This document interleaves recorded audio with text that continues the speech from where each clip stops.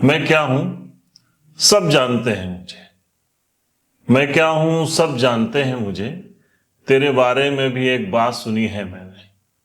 और आपकी मुलाकात कराते हैं एक ऐसी शख्सियत से जो मीडिया में रहते हुए मीडिया वालों के बारे में भी सब कुछ जानते रहे हैं।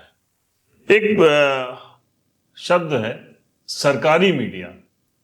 कम लोग वाकिफ हैं, ज्यादातर लोग मीडिया कर्मियों से ही वाकिफ होते हैं, सरकारी मीडिया से कम लोग वाकिफ होते हैं। आज हम आपकी बात कराएंगे सरकारी मीडिया के एक धुरंधर खिलाड़ी से। सुहेल वही साहब हमारे साथ हैं। कहने को तो वो रिटायर हो चुके हैं सहायक सूचना निदेशक के पद से, लेकिन उनके जो तार है ना वो अभी भी मीडिया से बहुत जबरदस्त तरीके से जुड़े हुए हैं। किताबें लिखते हैं, बहुत सारी कहानियां भी लिख चुके हैं, गजलों से अच्छी तरीके से वाकिफ हैं। गजल लिखना हालांकि उन्होंने अभी नहीं शुरू किया, लेकिन हमको लगता है इसमें भी हाथ आजमाएंगे। बहुत सारी दिलचस्प बातें होंगी आपसे।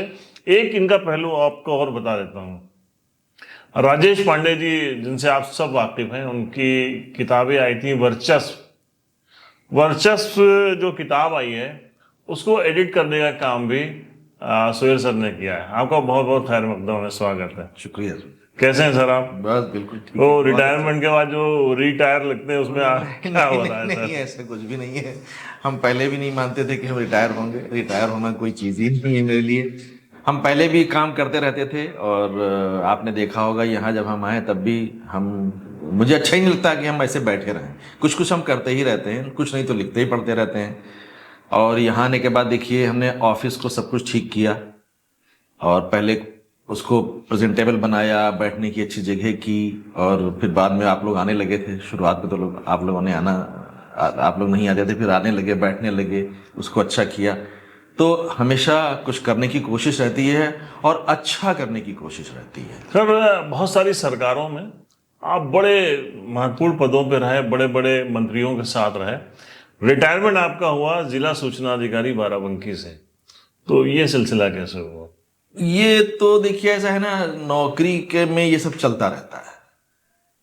हाँ, ये बात सही है कि हमने जैसे मुलायम सिंह जी के साथ काम किया, कल्याण सिंह जी के साथ काम किया, राजनाथ सिंह जी के साथ काम किया, और कई बड़े वरिष्ठ मंत्रियों के साथ भी हमने काम किया। और मेरी पूरी नौकरी लखनऊ में ही रही। आखिर में हमको बरेली और रायबरेली और बाराबंकी आना पड़ा। उससे पहले हम बहुत कम वक्त के लिए बाहर निकले। तो डायरेक्टरेट में ही हमने नौकरी की और अच्छी अच्छी जिम्मेदारियां निभाई, मतलब बहुत क्लोजली, और बड़े क्रिएटिव काम किए। जी जी। हम चाहे ब्यूरो के इंचार्ज रहे हों या नया दौर के संपादक रहे हों या पब्लिकेशन, तो हमने नहीं देखा। स्क्रूटनी सेक्शन हमने बहुत दिनों तक देखा। जो सरकार का फीडबैक सिस्टम होता है वो हमने करीब 10-12-15 साल देखा और बहुत अच्छी तरह से हमने उसको चलाया। वो अब तो सोशल मीडिया आ गया है तो अब तो पल पल की खबर मिलती रहती है, लेकिन 93, 94, 95 हम 93 में आए थे इस जॉब में, तब अखबार ही सब कुछ थे। इलेक्ट्रॉनिक मीडिया भी उसके बाद आया। तो हम यूपी भर के अखबार हमारे वहाँ आते थे। वो प्रेस एक्ट के तहत ये प्रोविजन है कि जो भी अखबार यूपी से छपेगा उसकी एक कॉपी स्क्रूटनी सेक्शन में आएगी। हम उसके बहुत दिनों तक, हम 10-12 साल हम उसके हेड रहे। तो फीडबैक सिस्टम हमने बहुत अच्छा बनाया, टेक्नोलॉजी से हमने इंट्रोड्यूस किया, और उसके बाद हमने एक बहुत अच्छी टीम क्रिएट की थी। टीम हमने बनाई थी वहाँ स्क्रूटनी सेक्शन में, जो हम हर 2-3 घंटे पे हम आपको फीडबैक देते थे। जैसे बहुत कम लोग जानते हैं कि जो अखबार का एडिशन होता है, जो बाराबंकी आता है वो तो लखनऊ एडिशन होता है, लेकिन कानपुर का एडिशन कुछ और होता है, सीतापुर का एडिशन कुछ और होता है, शाहजहांपुर का कुछ और होता है। तो किस एडिशन में कौन सी खबर कहाँ छप रही है, ये सब हम मंगा के बता के सब किया करते थे। उस जमाने में जब फैक्स सिस्टम था, फैक्स आता था, उसको कंपाइल करके, और हम लोग सीधे रिपोर्ट किया करते थे सीएम को।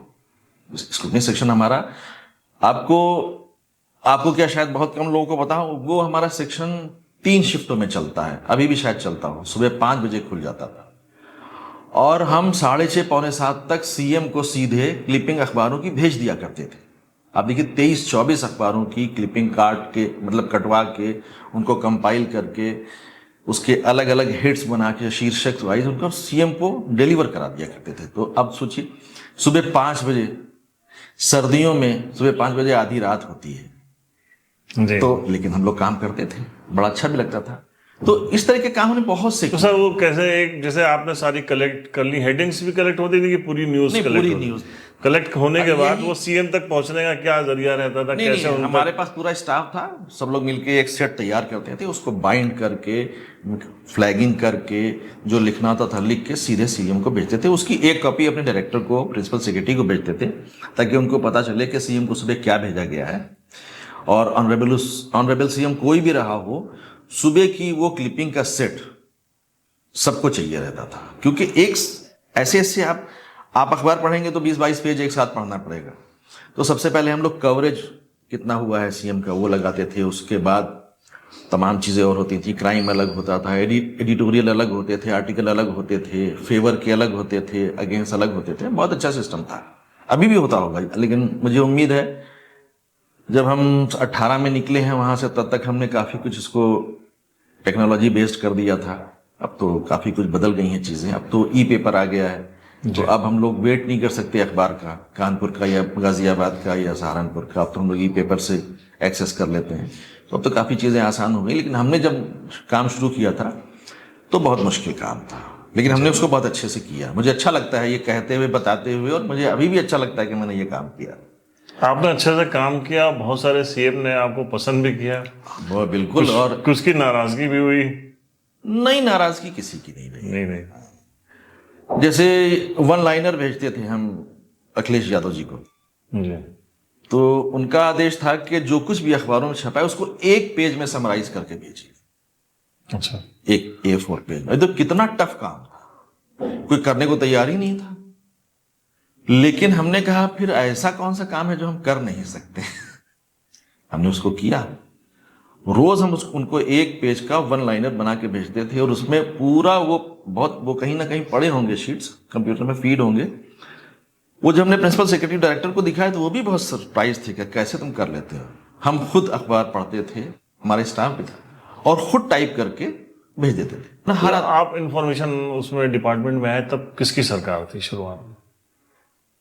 हमने 93 में ज्वाइन किया है, और उसके कुछ ही दिनों के बाद एसपी बीएसपी की सरकार बनी थी, पहली वाली स्टेट गेस्ट तो हाउस का। आपने इसका मतलब मायावती जी के साथ भी काम किया? नहीं, मायावती जी ने मुझे बुलाया था, हम गए नहीं।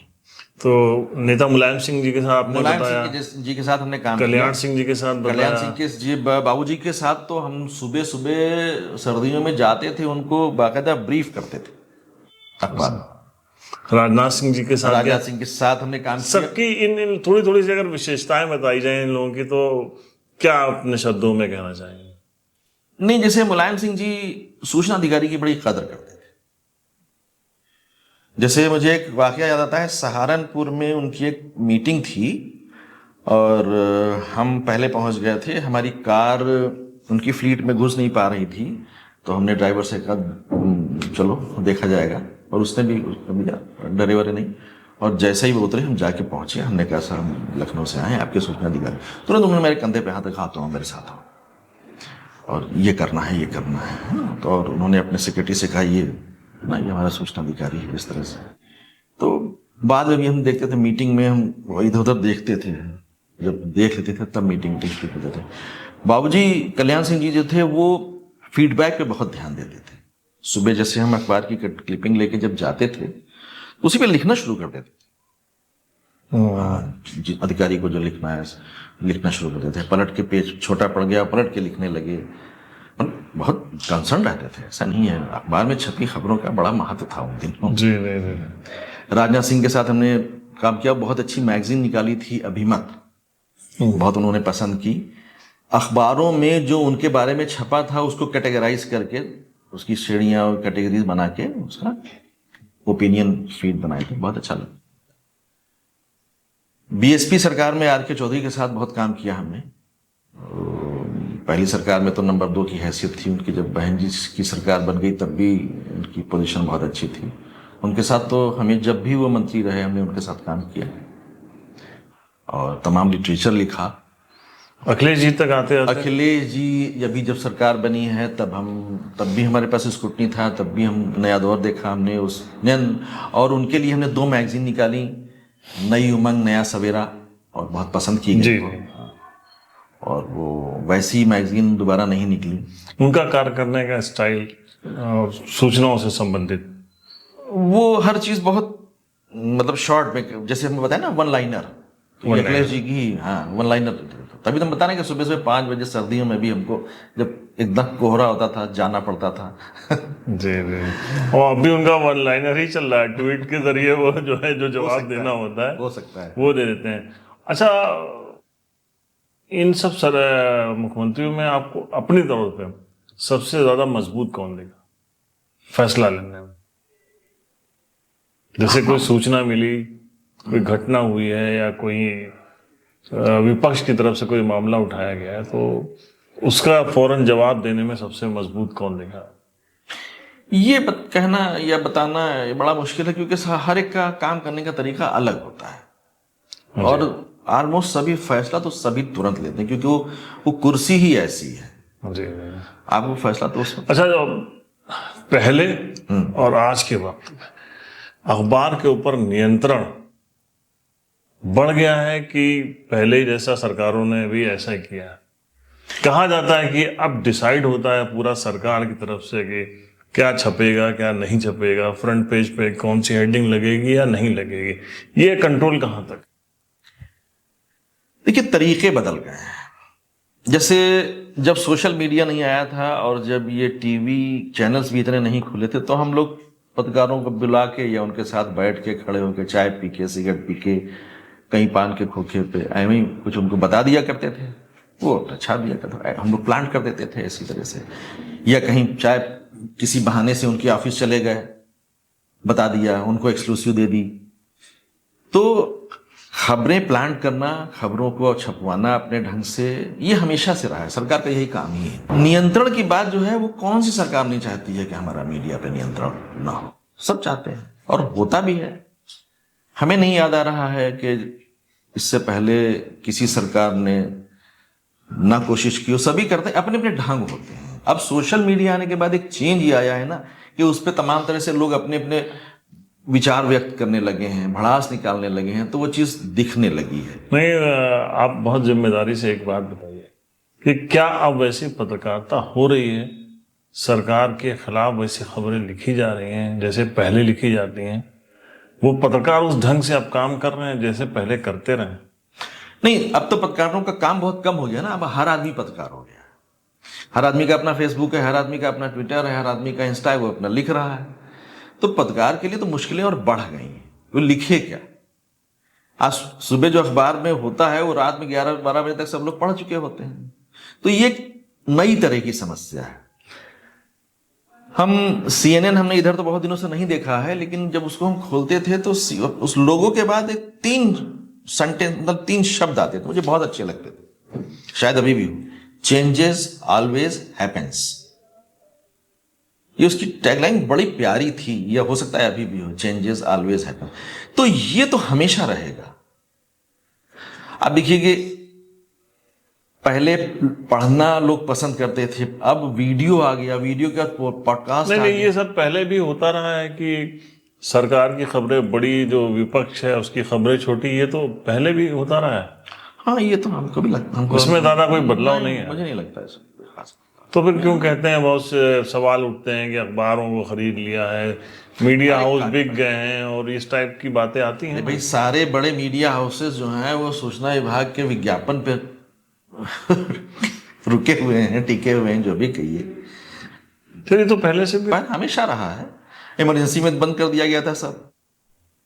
लिखने का सब माइंडसेट का खेल है। माइंडसेट का लोग खेल बना लेते हैं कुछ कि यार सरकार ऐसी कर रही है, या वो विपक्ष, ये हमेशा से हाँ। अच्छा, मतलब वो जो ये कहते हैं इमरजेंसी के जमाने में अखबारों पे इतना ज्यादा नियंत्रण था, वैसा अब है ये जो आरोप लगते हैं। नहीं, इमरजेंसी में तो बिजली काट दी गई थी, अखबार बंद कर दिए गए थे, वो तो बिल्कुल दूसरा ही मामला था। ऐसा तो कुछ नहीं है, ऐसा कुछ भी नहीं हो रहा है। देखिए, जो समस्या है या जो असली चीज है या खेल है, वो ये है कि अब पत्रकार के पास कुछ है ही नहीं करने। हर आदमी पत्रकार है भाई। अरे ये सर इम्पैक्ट कितना है, तो सोशल मीडिया आ गया तो उसे जो मेन स्ट्रीम मीडिया वो भी हिल गया, सरकारी मीडिया भी हिला है, इतना मतलब सब वो खोजी खबरें आ जाती हैं, ऐसी खबरें आ जाती हैं एकदम। ये मतलब बहुत से मंत्रियों के वो रोजमर्रा की जो उनकी एक्टिविटीज होती हैं वो मंजर आम पे आ जाती हैं, तो इसका प्रेशर पड़ा है। बिल्कुल है। अब तो ये है कि सूचना अधिकारी का काम ये है कि मीटिंग खत्म होने से पहले ही ट्वीट कर दे, सोशल मीडिया पे अपलोड कर दे, पोस्ट कर दे, प्रेस नोट जाता रहेगा, नहीं भी जाएगा तो कोई फर्क नहीं पड़ता। अखबार वाले भी जो है ट्विटर से, मतलब एक्स से, फेसबुक से, इंस्टा से सब ले लेते हैं। सर विज्ञापनों पे तो खबरें बहुत डिपेंड करेंगी। नहीं, विज्ञापन पहले भी दिए जाते थे, अभी भी दिए जाते हैं। पहले भी विज्ञापन का वही मामला था जो अभी भी मामला है। बजट बढ़ता जा रहा है तो सैलरी भी बढ़ती जा रही है, महंगाई भी बढ़ रही है, हर चीज बढ़ रही है। मतलब बहुत खूबसूरती से हमारा जो भी सवाल होता है उसको आप लेग ग्लांस कर देते हैं नहीं, और दूसरी तरफ लेफ्ट साइड में भेज देते हैं। नहीं नहीं, सच्चाई भी यही है। आप सब जगह देख लीजिए। तो मीडिया को क्यों इतने सवाल उठाए जा रहे हैं? क्यों कहा जा रहा है कि सर अगर आपको खबरें देखनी हो तो आप प्लीज टीवी मत देखिए, अखबार मत पढ़िए, आप सोशल मीडिया वो पर जिसकी भरोसा बात आप कर रहे हैं वो तो कंसर्न बड़ा है कि वो इलेक्ट्रॉनिक मीडिया ने जो गड़बड़ किया है टीआरपी के चक्कर में या सब तेज के चक्कर में। अभी आप देखिए ना, अभी रिसेंटली वही बात कर इंडिया रहे हैं पाकिस्तान का जो कन्फ्लिक्ट हुआ है उसमें इन जी। लोगों ने इस्लामाबाद कहाँ का कब्जा दिखा दिया, हाँ। वो तो सब ठीक, मतलब एक मजाक उड़ के रहे, वो तो नहीं ठीक है। रेटिंग में आप 100 नंबर में कहीं नहीं है। ये सब तो नहीं ठीक है और उसका मजाक भी उड़ता है उनकी। देखिए, जो मीडिया की सबसे बड़ी चीज क्या है, स्वीकार्यता, एक्सेप्टेबिलिटी खत्म हो जाती है ना उनकी, वो संदिग्ध हो जाते हैं, ऑथेंटिसिटी खत्म हो जाती है। कहाँ कोई पहले की तरह भरोसा करता है? अखबार में छपी खबर आज भी ट्रस्ट की जाती है, लेकिन चैनल की खबर को कहाँ कोई मानता है? जी, इसीलिए नहीं मानता है। मीडिया से जुड़ी बहुत सारी बातें हो गई। अब हम जो नेक्स्ट पार्ट करेंगे उसमें आपकी किताबों के बारे में बात करेंगे। शुक्रिया। बहुत सारे सवाल भी आपके ऊपर सर उठते हैं, उन पे भी हम चर्चा करेंगे। और ये जो राजेश पांडे राजेश पांडे जी के साथ आपकी ट्यूनिंग हुई उस पे भी वार्ता करेंगे। कुछ थोड़ा सा उसके बारे में बताइए। ये जब राजेश पांडे जी यहाँ लखनऊ में एसएसपी थे तब से हमारी जान पहचान है, मीटिंग्स में मुलाकात होती थी सरकार में। उसके बाद फिर जब बरेली वो पहुंच गए आईजी होके, हम वहां पहुंच, हमारी भी पोस्टिंग हो गई और फिर कोरोना आ गया। जी, किसी के पास कोई काम नहीं था। सरकारी लोगों के पास काम ये था, जैसे हमारे पास सरकारी गाड़ी थी तो हमें कोई रोकता नहीं था, तो क्या करें, इनसे मिलने तो हम पांडे जी के पास चले जाते थे। पांडे जी अपना उन्हीं दिनों उन्होंने अपना वीडियो बनाना शुरू कर दिया और ये वर्चस्व लिखना शुरू कर दिया। तो बरेली से फिर ये हुआ, हम ही ने पूरी किताब उनकी एडिट की, हमने ही अशोक महेश्वरी जी से, उनसे राजकमल वाले अशोक महेश्वरी जी से उनसे बात कराई और वो किताब छपी और हिट हुई। और वो खुद भी बहुत अच्छी उर्दू जानते हैं। तो आप देखिएगा वर्चस्व की जो लैंग्वेज है, जो भाषा है, जो जुबान है, वो बड़ी दिलचस्प है। जी, तो जो खुद भी उन्होंने अच्छा लिखा था, जो कमी थी हमने पूरी कर दी, कोशिश की मतलब। जी, जी। तो किताब बड़ी अच्छा, दिलचस्प। बहुत जिम्मेदार ऑफिसर हैं राजेश पांडे जी। किताब में भी जो उन्होंने जितना लिखा है, जो भी इंटरव्यूज उनके आते हैं, तो वो कोई हवाई बात हमने कभी नहीं देखा है। लोगों ने कहा कई बार, और इससे पहले देवकी नंदन मिश्रा जी आए थे, उनसे भी हमने वही सवाल किया, ये कंट्रोवर्सी पप्पू यादव वाली क्यों पैदा हुई? इसके बारे में थोड़ी सी रोशनी डालिए। देखिए, किसी भी सरकारी अफसर के लिए की एक बहुत जिम्मेदारी होती है, चाहे वो नौकरी में हो या रिटायर हो चुका हो, कि वो बहुत सी बातें नहीं कह सकता। ये किताब हमने देखी, पढ़ी और एडिट किया। जो कुछ उसमें लिखा है हमने उस पर बात भी की, और जो नहीं लिखा है या जो डिलीट कर दिया गया उस पर भी हमारी बात हुई। कंट्रोवर्सी तो मुझे लगता है कि नहीं होनी चाहिए, उसमें कोई ऑब्जेक्शनेबल बात है नहीं, कोई आपत्तिजनक कंटेंट हमारे हिसाब से तो नहीं है। लेकिन कंट्रोवर्सी इसलिए भी हुई कि होनी थी। और अब हो सकती है पप्पू यादव जी वो सांसद हो गए हैं और वो आजकल बोल भी बहुत रहे हैं। तो आप कह सकते हैं वो जब वक्त निकल जाता है ना, फिर हम कहते हैं अरे यार वो मुझे जो एहसास होता है पॉलिटिकल रीजन है, पॉलिटिकल रीजन। और जी जी, तो सर बड़ा कीमती वक्त आपने दिया। नहीं, मुझे बहुत अच्छा लगा आपसे बात करके, और हम तो यहाँ भी थे तो आपसे खुद बात करते थे। नेक्स्ट पार्ट में हम आपसे बहुत आपकी जो किताब आई हुई है उन पे चर्चा करेंगे। और वो आप यकीन मानिए कि आपको अभी तो ये तो एक तरीके से इंटरव्यू पूरा हम लोगों का एक इंट्रो था। आपकी जो शख्सियत उसके बारे में बातचीत हो रही थी, जो हालात हैं उनके बारे में, हालांकि अब सरकारी अधिकारी रहे हैं, सरकारी अधिकारियों भी सूचना है, तो इनसे आसानी से कोई सूचना हमको मिल भी नहीं सकती थी, लेकिन मिलेगी और यकीन मानिए कि आपको मजा भी आया होगा। लेकिन आगे जो हम बात करने वाले हैं वो बहुत ही दिलचस्प इशू है सर, थोड़ा सा उसके ऊपर बारे में आप बताइए। देखिए, अभी जो हमारी किताब आई है वो उर्दू लिटरेचर में, खासतौर पे फिक्शन में, मुस्लिम समाज का जो ढांचा है उसकी जो बेसिक चीज़ें हैं वो मुझे रिफ्लेक्ट करती दिखाई नहीं देती हैं। बहुत दिनों से पढ़ रहे हैं, हम अफसाने भी लिखते हैं, हमने जर्नलिज्म पे काम किया, हमारी और भी कई किताबें हैं।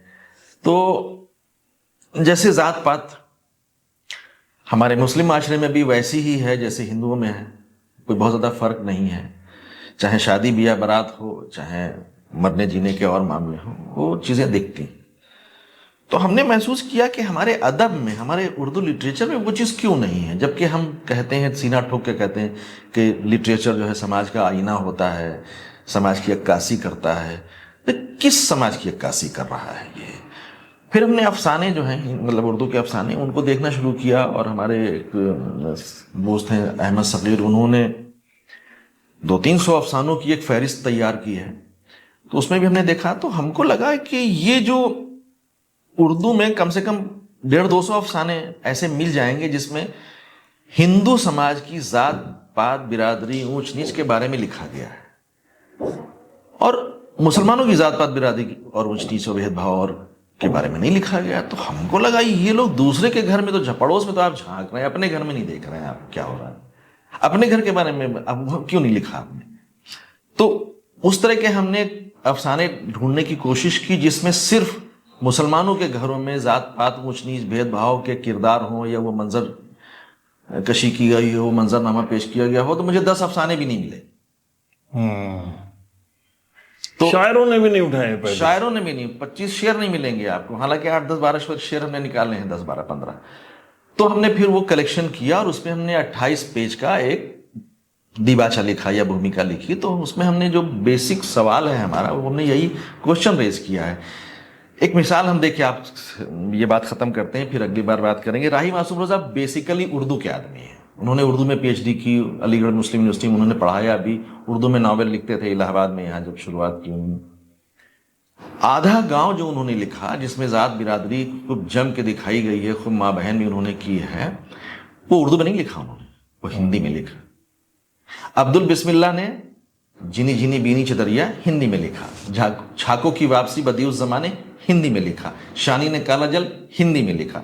तो ये मुस्लिम राइटर जो हमारे समाज के हैं, जहां मंटो भी पैदा हुआ, जहां इस्मत पैदा हुई, जहां कृष्णचंद्र पैदा हुए, वहीं ये पैदा हुए, उसी समाज में पले बढ़े, लेकिन उन्हें हिंदी में जब लिखा तो मुसलमानों की जात बिरादरी के बारे में लिखा, लेकिन उर्दू में नहीं लिखा। तो ये चीज़ जो है मुझे समझ में नहीं आई। तो मैंने ये किताब तैयार की, और इसमें आप देखिएगा जो हमने भूमिका लिखी है, जो दिबाचा लिखा है, उसमें यही बात हमने उठाई है कि भाई आप दूसरे के घर में झांक रहे हैं, अपने घर के बारे में भी तो लिखिए, तभी तो आप ये दावा कर सकते हैं कि हम समाज की अक्कासी कर रहे हैं। तो हम किताब पढ़िएगा, हम देंगे आपको, जरूर, अच्छा लगेगा आपको। बिल्कुल हम पढ़ेंगे, और नेक्स्ट एपिसोड में हम पूरा इसी पे आपसे बातचीत करेंगे।